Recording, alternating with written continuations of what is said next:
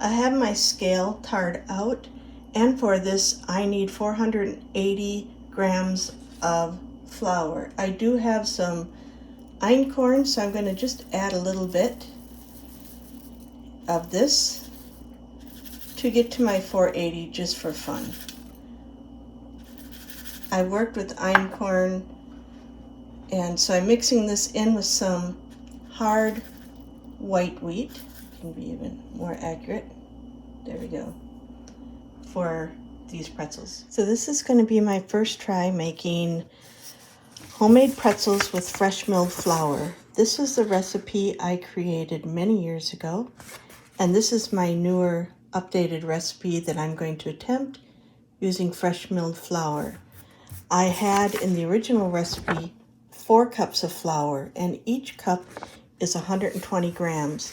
So I weighed my berries to 480 grams, and I have a hard white wheat in here, and I also put in some einkorn. I have my brown sugar weighed out, the yeast I've not done out yet. I've got a cup for the water, I've got the salt, and so I'm going to start milling my berries and take you on this journey. If you're seeing this, then that means my pretzels turned out.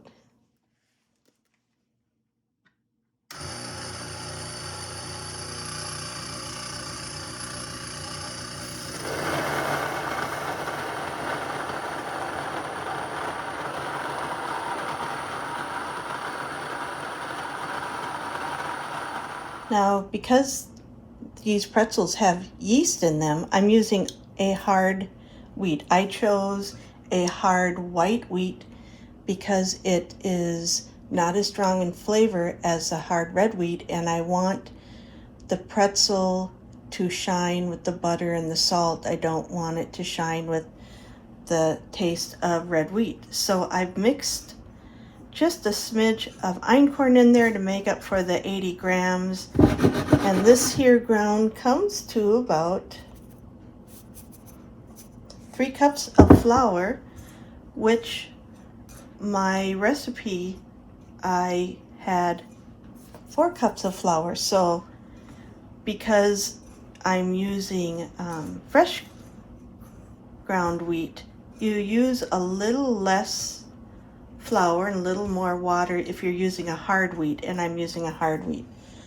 And this is a recipe I created, and now this is my new version of trying it with fresh ground.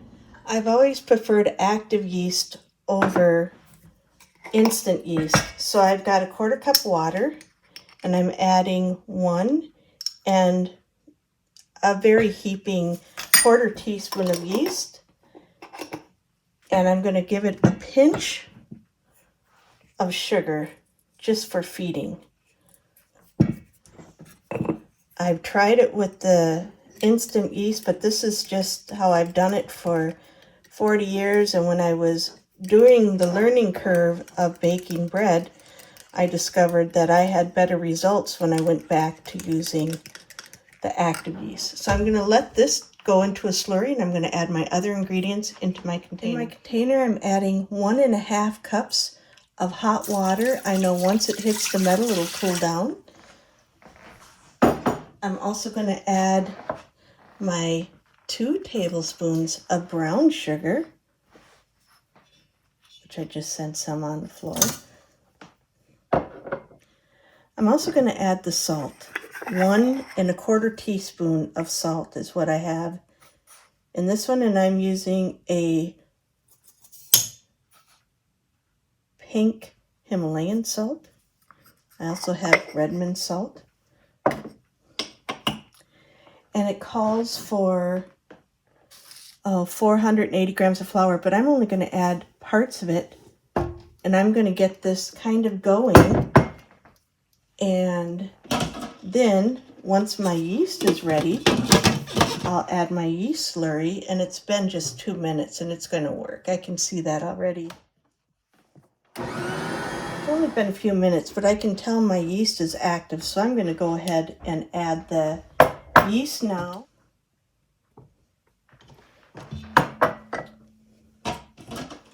I'm going to give this a quick mix in, and then I will add the rest of my flour. So I'm going to add the rest of this flour. If I need more or if I need less, we're going to find that out. And I'm going to let this machine do my kneading for about 5 minutes, and then I'm going to let it rest. I'm going to turn this off now. It's only been mixing for about 3 minutes because I want it to rest. I have found with fresh milled flour, it does benefit from a little resting and soaking before you do further kneads. So I'm just going to let this rest for a little bit, and then I'll come back to it and finish kneading. And I've added my 1/4 cup water with a heaping 1/4 teaspoon of yeast with a pinch of sugar. That was my slurry. And into this bowl, I added a 1½ cup water, 2 tablespoons of brown sugar. You can use sucanec. I added 1 1/4 teaspoon salt, 480 grams of hard white wheat, with about 80 grams of that being an einkorn flour.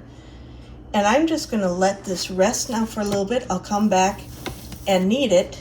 And I do keep some overflow of fresh ground flour in the freezer if I need it. I know that doesn't have nutritional value, but if I need to add a little more flour to this, I know I have it. So I've let this rest for about 15 minutes. And I think now I'm just going to set it on knead. It's very sticky. I think it might need a little more flour. So I'm going to pull out one of my hard wheat containers that I put in the freezer. This is one that I put in the freezer. It's a hard red. I'm just going to sprinkle a little bit on. Just want to go about a tablespoon or 2. Depending on what you think, it might be even a teaspoon to a tablespoon. So I'm going to turn this on and let the machine knead it now for 5 minutes and check back. The only thing I don't like about the Bosch is the center column, where in the Ankersham it didn't have that, but it was such a big piece of machinery, and I have a tiny house, and I didn't want to have to haul it out. So that's why I decided on this one. Because this is my first try at fresh milled pretzel dough, and the thing I've learned with fresh mill is it is going to be stickier than the traditional recipe. So I could leave it in here, but I'm going to put it in this bowl that I got buttered already. It's got a nice stretch to it, and so we'll see how it rises. I'm going to put it in this bowl and let it rise an hour. So this dough is stickier than what I'm used to, but that's the nature of fresh milled. So I'm going to let this rise. And I buttered this dish because I'm going to be using butter when these come out. I might use oil or butter when I roll them out. I haven't decided. So I'm going to let this rise, take a mental note, click picture of where it's at so I know how much it's risen in 30 minutes to an hour. I let this dough rest for 40 minutes. You can see how much it's risen. Anywhere between 30 minutes to an hour would have been just fine. I don't know how many pretzels I'm going to make. I normally do a variety of shapes, but I'm really not sure because I'm using kind of a different recipe. I decided I'm going to use some of this sweet buttered olive oil on here for stickiness. I normally use flour in the past, and I only have a little bit of this left. I did get a new container of it, so I got a lot. And I'm not sure if I'm going to like this technique or not. This dough is so soft and wonderful. I've never spent so much time making pretzels. This is normally something I'll make, and then we'll have pretzels in about 2 hours from when I started. So this here is a little more technique than I normally use. How this turns out, next time I may have to add more flour. I think I was a little under with the flour to begin with. And you can roll it out. I've always just done a stretch and flap. This one will be small, and that's okay. So I twist it twice, and then I come down. The traditional baker in me wants to use flour.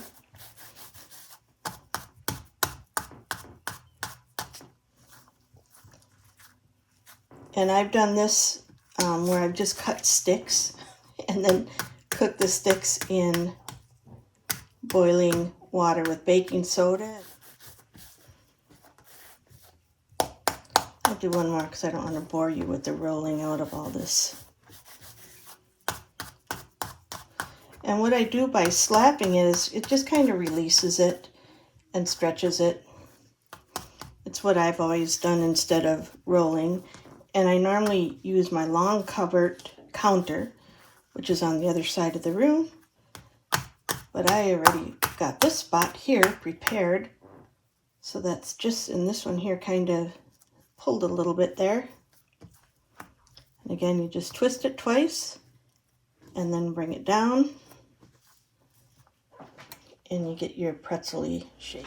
I've decided I'm definitely going to add more flour to my recipe because I just don't know how well these are going to boil in the pan because they're so sticky. I think they'd be great for bread, but I don't know so much about pretzels when you want a little bit of a firmer texture.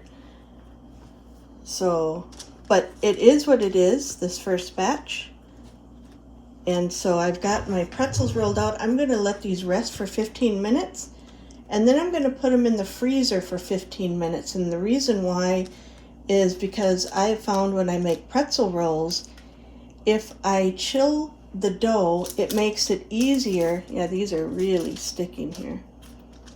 Makes it, and I might reflour some parchment, put these on because I think they're just going to be too sticky. I have found with the pretzel dough that if I freeze it for 15 minutes, it makes a firmer dough, so it's easier to get in and out of my pan of boiling water and baking soda. So I'm going to reflour parchment paper and get these on because I just feel like these are just maybe just a wee bit too sticky, and as soon as I peel them off of here, they're going to collapse. So this is some soft white wheat because it was the first container I grabbed, and I know this is probably going against everything, but my intuition is telling me it's just too sticky, and so it's okay if I get a little of this soaked into the bottom.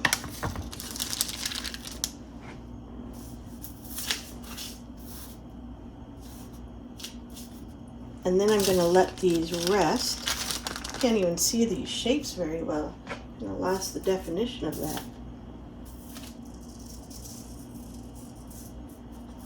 And then once I boil them in the water, I'll probably put them even then on another fresh parchment. I normally do a buttered sheet, so I haven't decided yet what I'm going to do.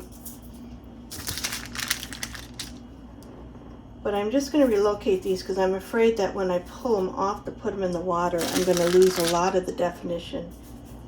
And I don't want to. And I feel that these are extra sticky, that if they do get a little extra flour on the bottom, it's not going to hurt it at all. So now I will let these rest for 30 minutes, 15 minutes, 15 minutes, I'm sorry. I'll let these rest for 15 minutes, and then I'll put it in the freezer for 15 minutes while I boil up my water and baking soda. And then I have another pan here that when they come out of the oven, I melt butter in, and I put the bottoms in butter. It's just what I do. I've already made the adjustment to add more flour next time, to 520 grams plus. I'm going to do 4 cups water with 4 tablespoons of baking soda. And it's typically 1 cup water, 1 tablespoon of baking soda. So whether you do 4 cups water, 2 cups water, 8 cups water, you would do 1 tablespoon of baking soda per cup to boil that in. So I put these in the freezer for 15 minutes. When I lift them, I put them in face side down because I'm going to immerse this for 30 seconds, 15 seconds on each side. And so when I flip it, it'll all be already be on the side it should be when I put it on the parchment paper. It's not an exact science. It might be 15 seconds, might be 20, might be something totally different. And then I flip it over, so now when I take it off, it's going to be the right side up. So there's the first boiled pretzel, and again, this here is 4 cups water and 4 tablespoons of baking soda. Again, I'm going to put this in design down. I also have over here, I've got some pretzel salt as well as some coarse sea salt. And I'm not sure which one I'm going to like, so I'm going to experiment and do half with one and half with the other. And just sprinkle a little on when they come out. Flip this pretzel. And they're holding shape, which is good. I've got my oven heating, so when I get all of these done, they'll go in the oven. They'll go in the oven at 400 degrees for about 15 minutes. And this is slightly different. My old recipe was 450 for 10 minutes. And I want to make sure I get salt on these while they're still wet.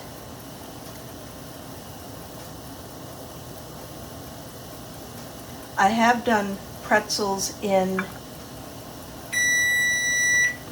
oh, there, my oven's ready.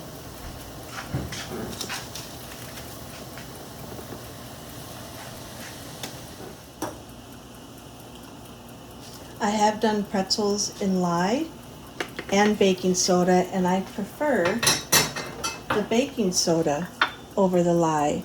I got a lovely brown color, but I didn't like the extra danger in wearing the goggles and what it did to my utensils. It wasn't worth it, and I didn't notice any difference in the flavor. So baking soda is my preferred method. I did try it with the Redmonds and I didn't like it. This salt, it is a forever food, and I've had these salts. I save the bags because we only use a pinch, and sometimes when you get the pretzel making packets, they give you several packets. So I've been using these for 20 years, and they're fine. They're forever food. As a side note, you don't want to boil these too long, because if you do, they will break. This one here broke because I got distracted, forgot about it. And as far as salt, low sodium, you don't have to do this with the salt. The baking soda gives it, and the water gives it an extra flavor with chewiness, and we break up most of the salt off of this. My one batch that's in the oven is almost ready to come out, and this will go in, and then I'll show you how I butter it. First batch is out. Second batch is going to go because I can.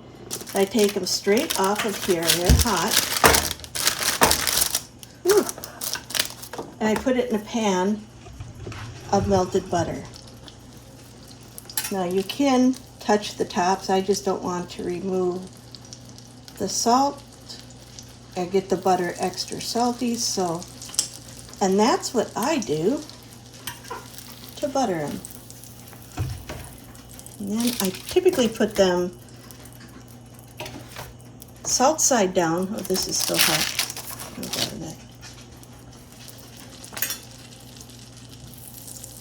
And that is my technique that I've done. And I'm going to finish doing these, and we'll show the end product. The last batch is out of the oven.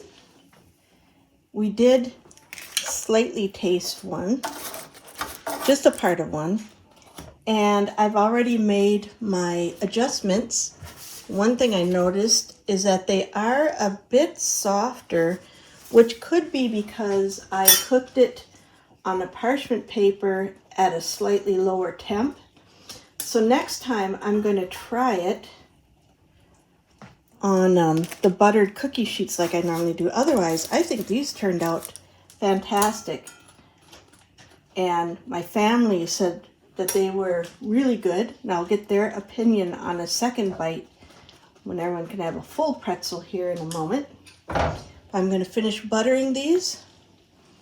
And I call this recipe a success. So freshly milled pretzels. And I normally make these about 3 times a year.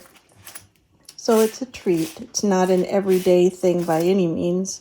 And with the smidge of leftover butter, there's not much. I'm just going to kind of drizzle it over these. I don't know if it'll absorb anymore, but it won't hurt.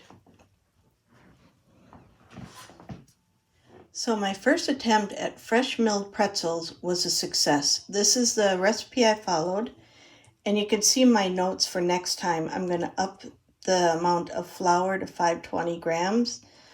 I'm going to do a slightly hotter oven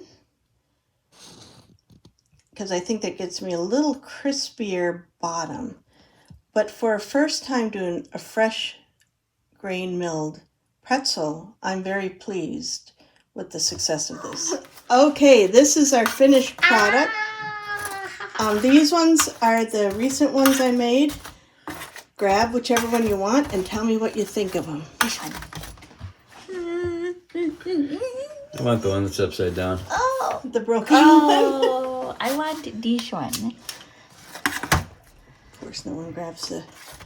So what do you think? Look at how these turned out. They're nice and fluffy and soft. Very good. So yummy. Oh, Win, they're very delicious. Bella says she too likes pretzels.